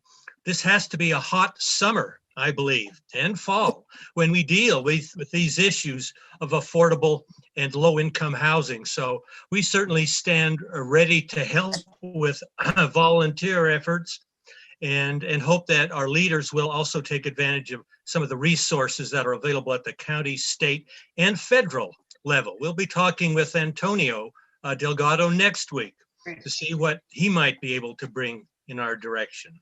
Thank you. Well, thanks, Tom and Jackie as well. It's really exciting to hear about your energy and your determination, and that you're finding this study useful. So thanks very much. You bet. Have your hand up next. Wanting to make a quick comment, and then Kitty, I got you next on stack. Sorry. Did I hear my name? Susan, did you want to speak still? Yes. Your hand was I want to speak too. It'll just be quickly. Okay. I took to heart greatly what you had to say, Evelyn. And it's also my 3rd time, but each time it gets better and better. It's this thirst for how do we get this stuff done? And one of the things that keeps crossing my mind is who's supposed to do the work? who's supposed to do all these forms and you know, run the paper over to the courthouse and do all these different things and make sure all these certifications have happened. And it occurs to me that it would be $25,000 per municipality isn't much. But if there were other money matched with that, then you could maybe hire some people who really have some chops in this kind of thing, who have the energy and the time and the salary to get this work done and not put it on the government. I know Dennis had said, and I appreciate that the county can do a lot of that, but in terms of the specific projects, there's just so much to be done. That's my comment for now. Thank you. Kitty, it's all yours. Unmute, start video. Hi, everybody. I too have been very impressed with the task force recommendations. I'm just wondering, I was struck by the comments about senior citizens wanting to leave their homes and move into different facilities. My impression has been that most senior citizens in our kind of semi-rural area want to age in place. And New Paltz created the accessory apartment law in order to help them do that. So I'm just curious about, you know, if you do have data about, because that really would change, I think, the way we look at things. If really the majority of seniors don't want to stay in their single family home and go through the renovation, I think that's something that we should know more about. You know, the more I look at your report, the more frustrated I get that we continue to accept low income as the barrier to housing. It just really upsets me that the burden is on the community to try to figure out a way to make housing more affordable, instead of saying to new developers, and I put in the chats about the pilots that are granted by Ulster County IDA, I don't think they should ever get a pilot unless they're going to pay wages that make it possible for their employees to afford the rents in our county. You know, they're minimum wage jobs, they're service jobs, and they get millions of dollars of tax rebates, and they pay their employees low income wages. And that's, I mean, I know that, you know, trying to rewrite the IDA rules is an uphill battle, but I think it's one that if our housing task force were to join with others to say, no, you don't get a tax break if you're paying people so little that they can't afford to take your job because they can't afford to find a place to live. I am really impressed with the Ulster County design guidelines. I've been looking at them a lot, and I think the answer to our future is there, because they really talk about mixed use. And it just feels to me that mixed use is the answer. If we're going to invite developers to come and provide housing in our community, Zero Place that Dennis was talking about is the model. You give people jobs on the first floor and a place to live on the floors above it. And you know, you reduce traffic and all those other problems, but you also provide opportunities for employment. So I hope that as we go forward, we think more about, you know, the RUPCO model of the CCE, Center for Continuing Education, is just, it's just so uplifting to walk into that building and see all of the arts programming going on, all of the people who are employed there, and all of the housing on the top 4 stories. So I think there are lots of models out there, and I hope we aren't just going to go down the path of standalone housing without providing better paying jobs for the people who need to live there. Oh, and one more thing about community opposition, since I'm probably the person most identified with being opposed to projects. I think that's really a myth about New Paltz in particular. Most of the community opposition has been for projects like the Wilmerite project, the CVS project, and a lot of that is because the projects are asking for variances and all sorts of favors that are not compliant with our zoning. So you bring us a development like Zero Place that doesn't ask for a single variance or a single tax exemption, it'll get passed. That's it. Oh, yeah, Mayor, you're next. Oh, Well, I you just want me wanted to respond to the question about the what seniors are looking for? Sure. Yeah, so Kitty, to your question about that, I really appreciate, by the way you're tying issues together. But specifically to your question about seniors and where they want to age, I really appreciate you pointing that out. I don't have any survey data. We didn't do survey work as part of this process. So, and I shouldn't imply, and I didn't mean to imply that every senior wants to move. But we certainly have heard from a lot of folks that they would like to be in something that's smaller or requires less maintenance or is in the center of town, or so we know that there is some population of seniors that wishes that they had some options and really feel stuck where they are. But we don't have a good feel for what fraction of the senior population that is. That would be very interesting to know. Yeah, and to add on to that, Ellen, it's the lack of the diversity of housing types that are available, as well as the affordability. And so, Kitty, I wanted to respond to some of your comments. I realized that you checked in late, but we have been working on making sure that we have multi-story mixed-use housing in our village zoning for some time. Like our board refined the NBR zone.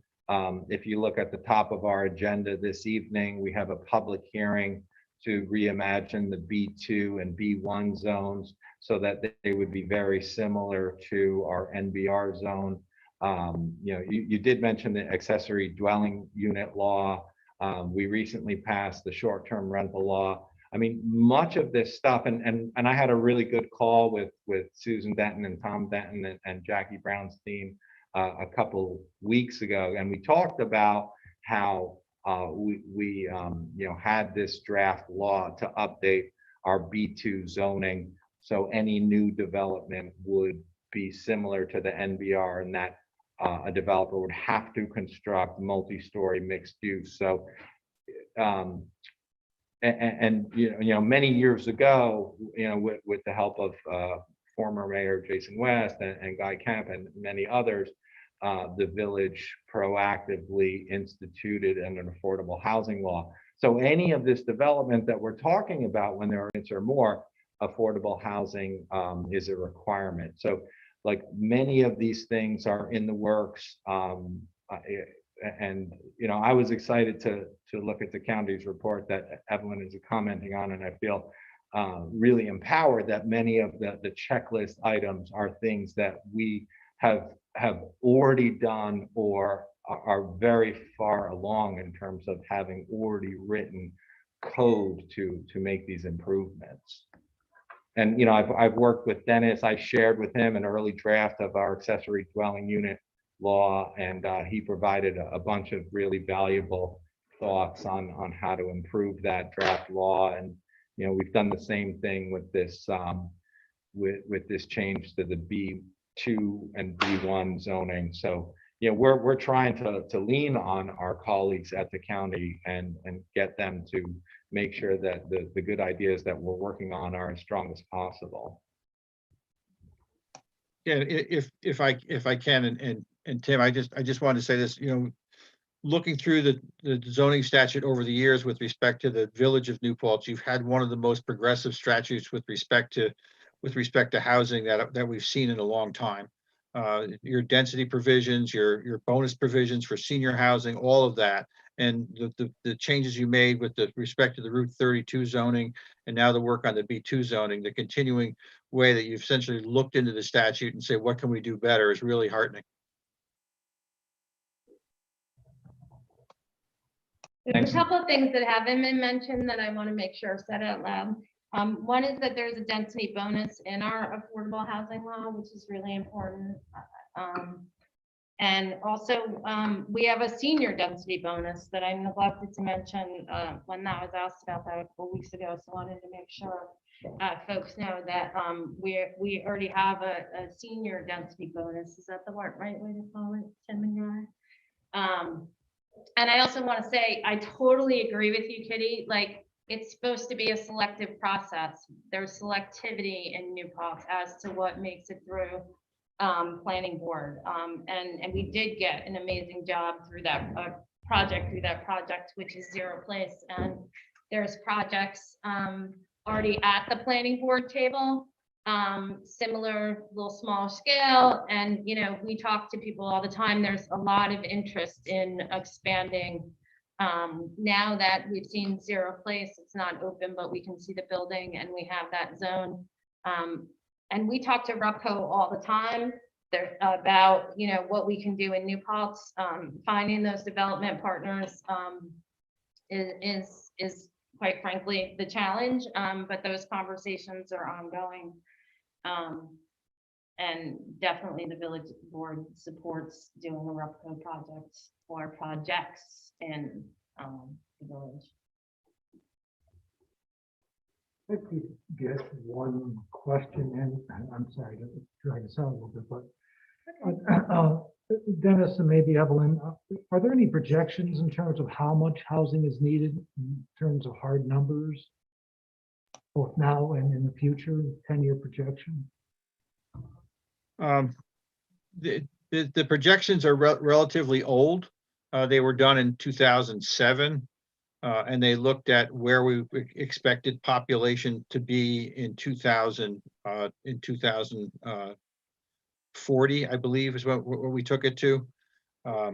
And you're at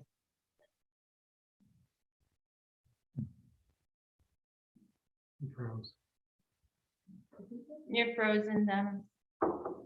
we took a look at population projections and need based on income. And it was quite a sophisticated methodology. And what ended up happening was we recognized that we couldn't solve the problem, but we didn't want to make it any worse. So we looked at providing ways that we could essentially meet the need by building new housing and make sure there was enough affordable housing in the new housing that we built. When you look at population projections for the county, if you would ask me in 2020 what those population projections were, I would have told you that they're relatively flat and likely to decrease into the future. That was, if you looked at the population projections where we are now, you're seeing a tremendous amount of move-in from the New York City area, and there doesn't seem to be a sense that it's going to stop. We're not seeing a great deal of an increase in population, primarily because the people that are selling their houses are leaving, and we're not seeing a lot of new housing construction. But what we are seeing is that there's larger numbers of people in those houses. So if you go back into the 1970s, you had about over 3 people per household. And if you if you look at where we were in 2010 census, we were around 2.5 or a little less than that. So when you do that math on about 67 or 87,000 housing units and you start shaving those numbers off, your existing housing stock has to work harder in order to meet, even though the population isn't growing. So that's why you start having a look at these ADA units, et cetera, et cetera. I know I'm not answering your question in terms of how many units, but it's in the thousands.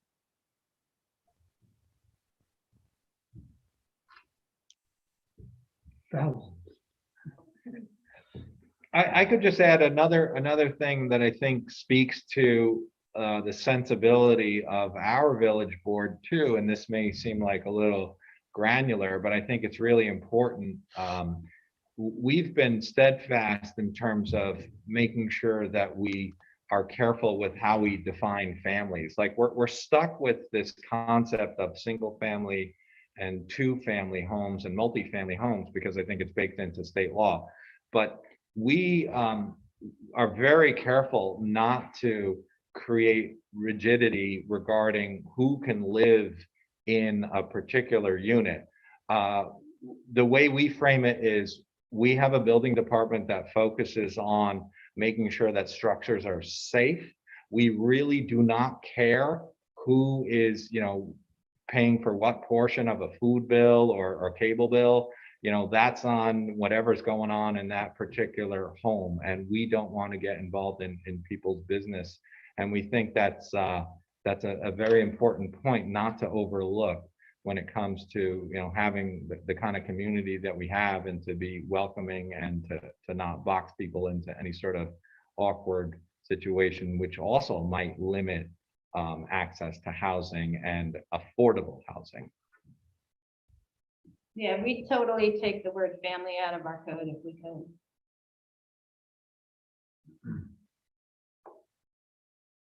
So, I mean, Landlord Tenant Relations Council volunteers and I have been really delving into the, housing action plan, since it dropped.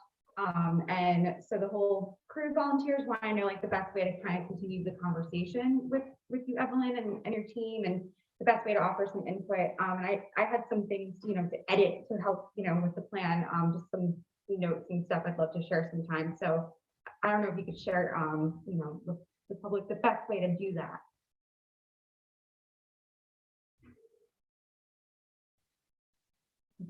Sorry, I was on mute. I mean, I'd be glad, if you want to set up a call to discuss further, I'd be glad to do that. If there's a advocacy group meeting or something you'd like, I'd be happy to come and talk about the plan and hear your feedback on it. Absolutely. I think that'd be really cool if maybe, the Landlord Tenant Relations Council, the village appointed thing, were to team up with, UACT or something for something like that. It'd be a really fun event. I think we could get like really like way more in the weeds and stuff. Because I think our community has definitely gotten a lot done on this issue, and we've been in the trenches, especially the past year or so. So yeah, we'd love to really delve into it. Well, Yeah, I'd love to have another kind of thing whereby, because for some reason, while we did get a nice contingency of folks at our meeting tonight, if we could have a dedicated something, I think you'll get much bigger a crowd.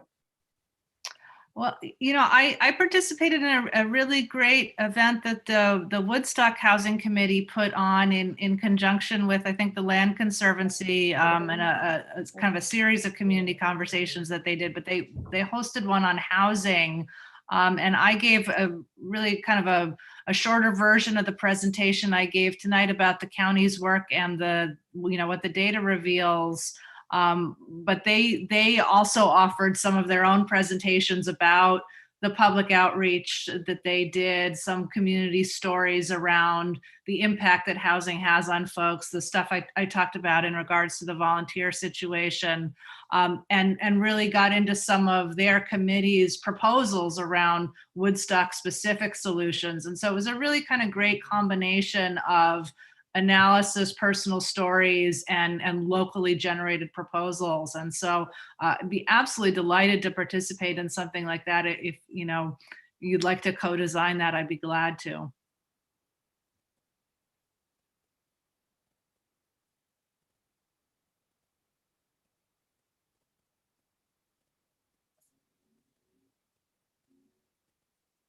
Evelyn, and move on with our agenda. Is there anyone else that wanted to make comments? Guy, did you say you wanted to? Oh, say Jane something? has her hands up. Jane? Just quickly, Evelyn, as a senior who moved out of house, I can't tell you how many times I've been approached by people who want to live in apartments similar to the one I'm in. I'm in the Ridge. It's an excellent development. I'd be glad to have you come and see it. It's spacious, it's lovely, and it's the kind of place that many seniors have asked me, gee, can I get an apartment like yours? They want to get out of the houses. How is it to live in your building? We have mostly single parents here. It's run like a condo. It looks like a condo. And I think that there is kind of, just as there's sort of a ideal, house that a realtor will tell you that couples moving here are looking for, I think that seniors really do have ideas of what they want, and they aren't these tiny little places that don't have washers and dryers and don't have elevators and aren't on the first floor and have too many stairs. And I'd be happy to talk to you or even assemble a group of people who are in houses and who might want to move out to talk to you about what they would be looking for.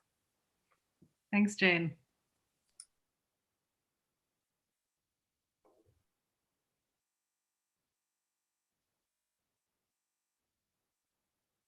Anything else tonight, or should any other comments or questions for Evelyn? Well, thanks for joining us.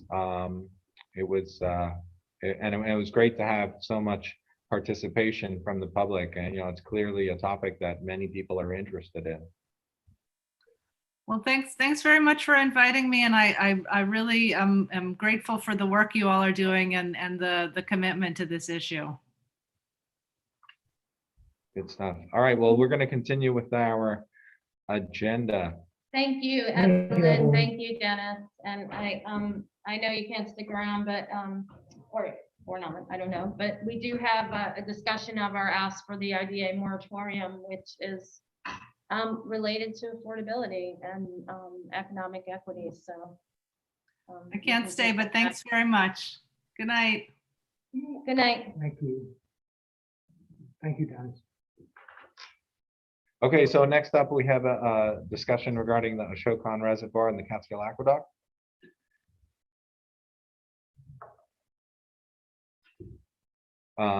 We had a draft resolution some time ago. Riverkeeper's been working on some stuff to take this opportunity regarding the review of the purging of water from the Ashokan when levels get too high, to just update that practice. It's a discussion that pulls on a lot of different strings. I don't personally see that we have a comment to make formally as a board right now, but it's a topic that many of us are interested in continuing to keep our eye on. What's important for New Paltz is that we buy 60% of our water from the Catskill Aqueduct, which is sourced from the Ashokan Reservoir. So, making sure that that reservoir is protected and preserved and, in the right position to withstand all the headwinds from climate change, that's something that we really care deeply about. Any comments or questions from our board, or I'll just continue on to our next agenda item? That works. Very well. Thank you. So we have this Mohonk it's a Mountain Rest Road subdivision. So we're purchasing some property from the Mohonk Reserve. It's a 2.4 acre parcel. This is a project that's been in the works for several years. We drilled a well there, and this is on the joint agenda because we need the town board to green light a portion of this project. So I guess that's going to take place at their upcoming meeting, since they were not able to join us this evening. The next item is the resolution requesting the moratorium for the county IDA. I'm going to hand the baton to Deputy Mayor Katie Tobin. So this is the second read of our resolution. I don't know, David, are you still here? We really would like to encourage, is he still here? The town to pass this or take a look at this as well. So we'll send that along to the town tomorrow. But basically the resolution, I won't read the whole thing. And just as a sidebar, you know, there is a way for affordable housing projects, and now I'm going to ask if Guy is still here, to get pilots that are very different from going through the IDA. So there already are funding streams, I should say not funding streams, I should say there's processes for affordable housing pilots that are separate and distinct. Yeah, we lost Guy, so he's not going to be able to elaborate on this for me, but no, I mean the idea of what I'm talking about, which is, sorry. You know, I'm so used to having multiple screens at home. Now I'm like bouncing around the screens and also looking at the computer. Some of the problem has stemmed from trying to do other types of housing through the IDA that aren't affordable housing. And as Kitty mentioned earlier, you know, I've been saying for years, I thought pilots, you know, were going to be dinosaurs by now because we have 10-year-old or close to that state comptroller reports saying that the issue that Kitty talked about is well documented. The promises of jobs, let alone good paying jobs. There haven't been effective clawbacks, and using pilots as a incentive to provide jobs is, it's sort of the experience is that it doesn't work, but there's so many vested interests in this space. We still have IDAs. Just do a quick Google on Orange County IDA and you can see all the problems they're having down there. Senator Skoufis, who is not our senator, but is a senator for parts of Ulster and Orange, has several bills at the state legislature to try to reform and remedy the abundant issues with IDAs. Particular issue that we discussed in this resolution, we again ask what we asked for in March is that any authorization of tax breaks by the ADA clearly and transparently provide all the information about all the different tax breaks that developers are getting in these situations, whether it comes from our IDA or the federal government or the state government, that we need a much more transparent accounting of the picture of these rather large tax abatements that the IDA is built to provide. We make the argument that because the cost of housing has skyrocketed in the pandemic, and I've been known to say, you know, we were in a crisis before the pandemic and now it's on steroids. This idea of moving the taxation burden from developers to other property taxpayers is just even more untenable and indefensible. Many of us at this table, especially Tim and I, who have served on the school board, have been looking at pilots in the property tax system for a long time. And I mean, this whole discussion is on top of an archaic property tax system that doesn't really work because it was built on ability to pay 100 years ago. That doesn't really, I mean, we've been talking a lot about seniors, you know, the assumption that they have the wealth to pay the property taxes, you know, you can't just make that assumption anymore.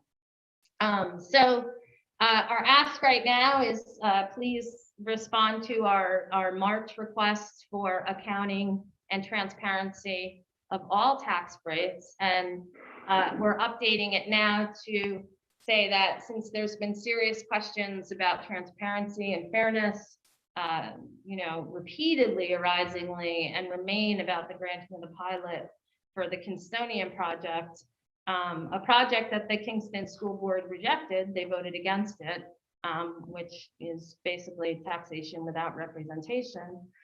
So not only do we have transparency and accountability issues, we also have some real serious issues with the lack of real voice for impacted taxing jurisdictions. Basically, the IDA can grant these tax breaks and not care if the impacted jurisdiction is not on board. So the good news is that the county has a really wonderful document called Toward a People-Centered Economy, which we applaud, and it articulates a very different way of doing economic development. So the county has already said, you know, in comparison, to these current IDA practices, which are not equitable, that we need to do things differently. And specifically in section 6.1 of this report, they say, which is called walking the walk, says every investment and every choice we make about how we develop our economy, though, should be evaluated by the ways it impacts our people with careful consideration and weighing of the trade-offs that are inherent in all impactful decisions. And this people-centered report also says economic development decisions are often made by people with privilege, whose decisions have the greatest impact on those without that privilege. And even the best intentioned policymakers, funders, and program developers are prone to bias. And the long-term impacts of biased economic development decisions are compounding inequity. And we saw some of those stats from Evelyn tonight.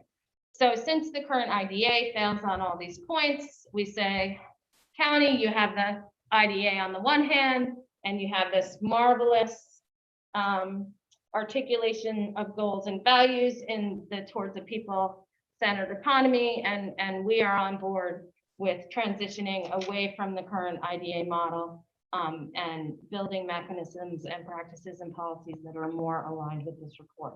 So we're asking again for accountability and transparency, and we're also asking an immediate moratorium on the granting of pilots by the IDA until there's a real formal integration of all impacted taxing entities into decision-making, as well as a clearly delineated and public process for the granting of any pilot with an updated system that is aligned with the values and goals articulated in the county's toward a people-centered economy document. And this conversation is very much part and parcel of the affordability conversation. We have to support people, not wealthy developers and corporations. We're in a crisis and we have to act like that. But I'm done. Right, I would just add, just for some historical context, why I think it's so important that we seek this moratorium is because we have, what I would describe as basically a runaway train cavalier style IDA. We saw it in New Paltz many years ago when the folks in New Paltz largely opposed granting of a pilot to the Wilmerite developers from Rochester, New York. The public hearing included hundreds of people speaking against the IDA and did not want them to grant this pilot. They went ahead and unilaterally granted the pilot. And then more alarming, in this past August, they went ahead and changed their housing policy. And I'll read from the policy. It says that they can now provide financial assistance to any housing project or any mixed use project that includes a housing or residential component. And what they included in August of 2020 is that they would need sign off from the jurisdictions, and then when the local taxing authorities, and then when the Kingston City School Board objected to providing a pilot to the Kingstonian, the county IDA went ahead and changed their policy again that said that they no longer had to even listen to the local taxing authorities within, per their own updated housing policy. I don't really have endless amounts of time to just follow the county IDA, but I did actually read the application regarding the application from the car dealership looking for a pilot. And maybe someone can take a closer look at this, but I thought what was super curious about that application is they're citing sales tax generated locally as well as sales tax generated from people outside of our area. And my understanding of when you buy a car, it doesn't matter where you buy the car, you pay the sales tax where your car is registered. So if a car dealership in Kingston is selling cars to people outside of Ulster County or from New Jersey or Connecticut, they're not generating any sales tax. And was the claim in this application citing that the aggregate sales tax includes the sales tax that would be generated from local residents as well as people who live outside of this area. It just seems to me like, you know, if that's the case, you know, I'm again, incredibly concerned with the lack of, you know, hard looks that our IDA seems to take, and with the fact that they feel super comfortable acting unilaterally and in defiance of what you know, local government may want. You know, my question is like, how are we supposed to fund essential services if our IDA, you know, just feels that you know, it's on them to decide, you know, who should be taxed and who shouldn't be taxed. It's like, you know, how are we supposed to, you know, maintain budgets? And, you know, we pride ourselves in the village of New Paltz in particular for not raising taxes for the last 6 years.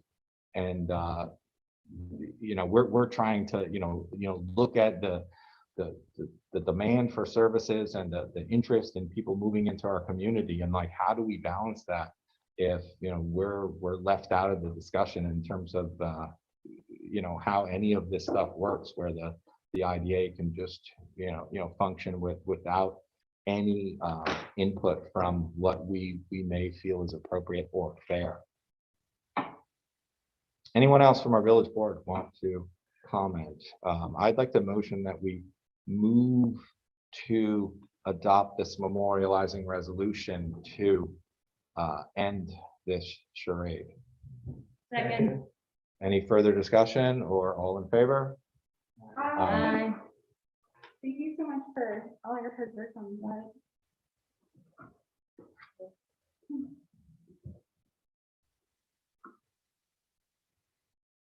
I'm looking at this agenda. Well, that concludes the joint portion of our agenda, and we've already approved the village consent agenda, and now we have a few items on the village specific agenda. So our treasurer has asked us to officially update our policy in terms of late fees. So the way it works for every single village user currently, if you do not pay your water bill within 30 days of the date of the bill, you have to pay a 5% late fee. And that fee is expected to be paid by every single village user. That has not been the case for SUNY New Paltz and the town of New Paltz, and this makes things very difficult for our treasurer, you know, because we have to, you know, bond payments, for instance, that we're responsible for paying.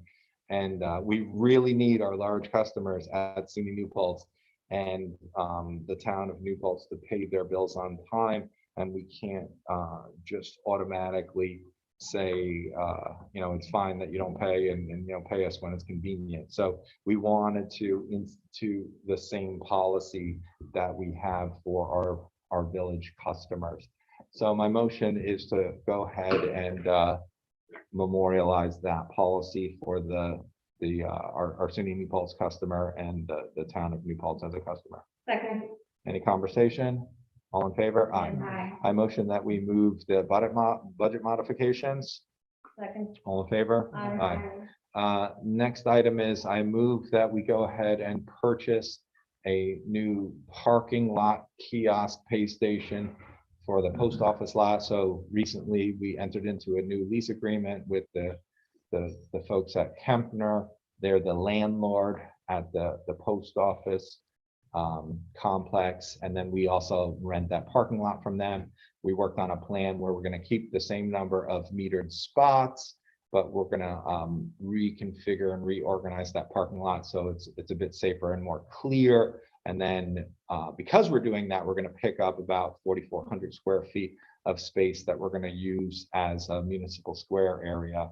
And then in that lease, we also asked Kempner to help us pay for a part of the cost of the new kiosk. The kiosk will cost approximately $9,000, and Kempner has agreed to pay $3,300 towards our purchase. They're going to go ahead and pay us once we remove all the meters on posts and get the reconfiguration work done. So this motion is to go ahead and approve purchasing of the new pay station. All in favor? Aye. Next item is we got a request from a property owner on North Front Street who's interested in doing some repair work to their sidewalk. I'm brainstorming with Blue about how this could work.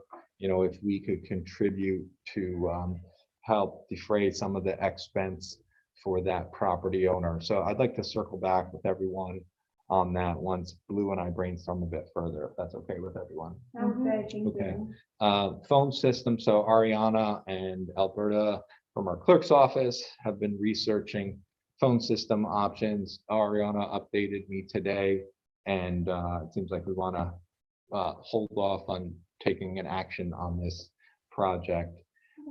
Next item is I motion that we move bills and claims. All in favor? Aye. And the subsequent item is authorization to engage a title company to perform a full record search of the tax map parcel number, blah, blah, blah, which is basically where the pit is. That's the area that's just west of us here at Village Hall, because we wanted to research whether there are deed restrictions in existence or whether the village has any documented easement or other rights to public parking on the parcel along this quote unquote paper street that has been identified as Vanderlyn Avenue. And we want to see whether there was some discussion or a settlement agreement from 1988 where the village and town should expect to have a permanent right or easement to use some of that Vanderlyn Avenue parcel. And the reason that we want to do this is because the owner of the pit has a project before the planning board, and we just want to triple check that the history of that property has not overlooked any deed restrictions that might be of value to our taxpayers here in the village. So I motion that we go ahead and engage a title company to perform this research. All in favor? Bill, do you want to provide an update from the planning board? Just a real quick one. They met last Tuesday. The town planning board had to agree that the village planning board would be the lead agency on the new Paltz apartments. So that was approved just the other day. And so the village planning board will be lead agency. Most of the discussion involved new Paltz apartments. It's basically a brainstorming session about consultants and certain issues that will come up. And that's really about it. So it's moving forward, the conversation on that particular project.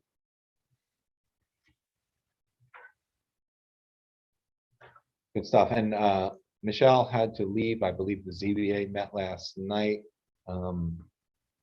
So we don't have an official update from our liaison. It's incredibly important.